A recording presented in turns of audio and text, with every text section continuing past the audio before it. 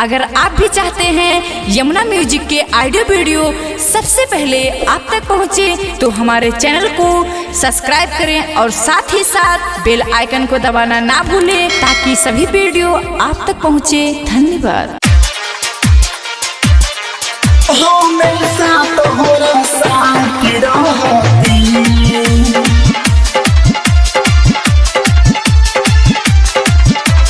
अजय दीवाना दीवाना दीवाना मलमल मलमल मलमल माँ वैष्णो रिकॉर्डिंग स्टूडियो दिल्ली।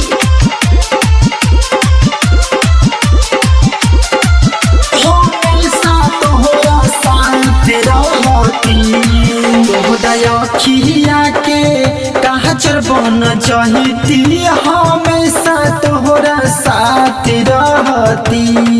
तोहरा खिया के काजर बन जहिती, हमेशा तोहरा साथ रहती।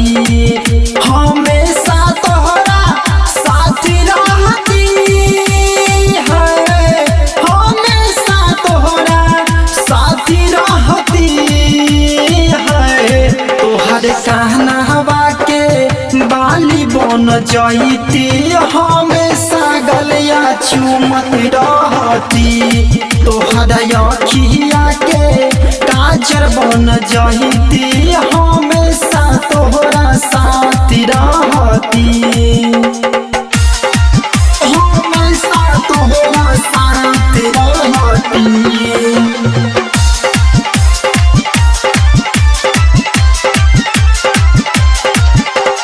अजय दीवाना दीवाना दीवाना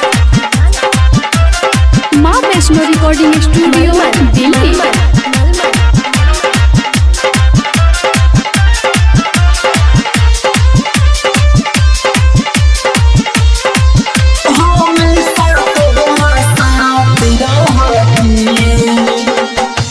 माथे के बिंदिया तोहर लागै छो चांद गे, बड़ी फुर्सत से बनैल को भगवान गे, नैल को भगवान गे।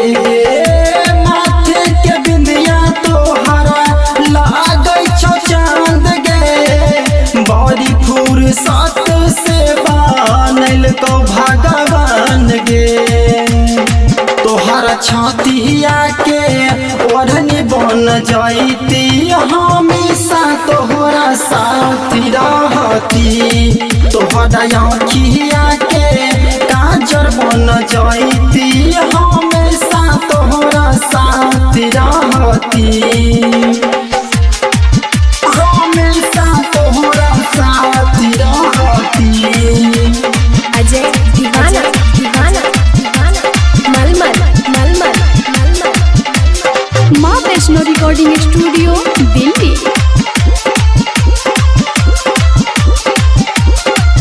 हमेशा तोहरा साथ रहती।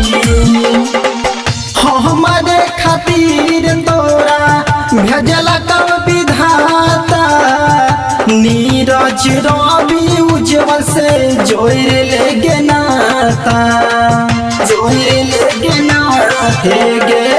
हमारे खातिर तोरा भेजला कब विधाता, आद के रणवीर से जोड़ ले नाता। तोहरा होठवा के लाली बन जइती, हमेशा होठ के चूसत रहती। तोहरा अखिया